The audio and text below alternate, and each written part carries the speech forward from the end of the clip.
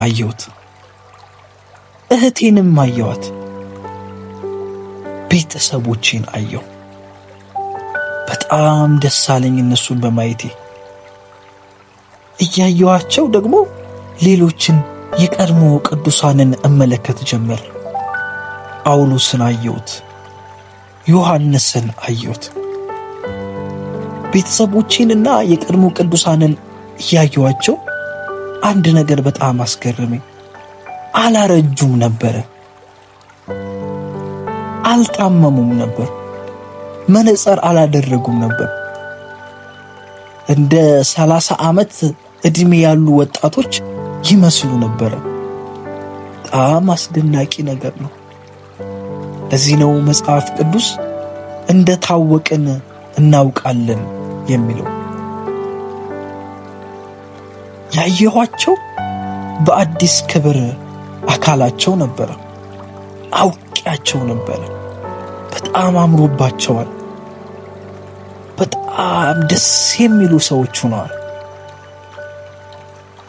ነገር ግን ከእናቴና ከአባቴ ጀርባ እጅግ የሚያበራ ብርሃን ነበረ። በጣም የሚያምር ደግሞ የሚያበራ ብርሃን ነበር።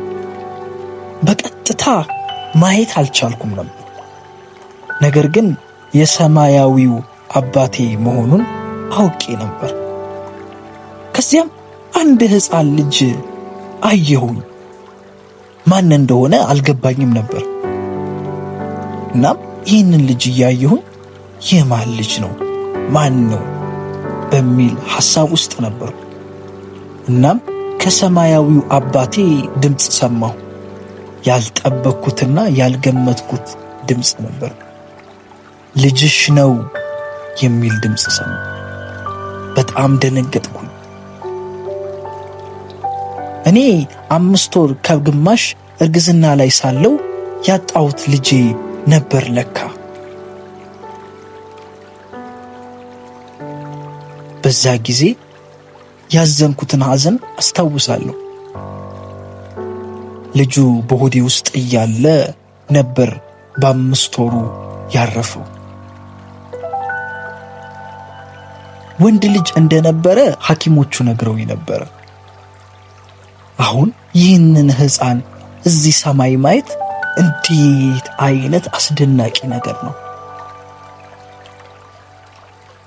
ሕፃኑን በሰማይ እያየሁት እግዚአብሔርን ጠየቅኩት። ይህ እንዴት ሊሆን ይችላል? እንዴት እንደዚህ ሆነ?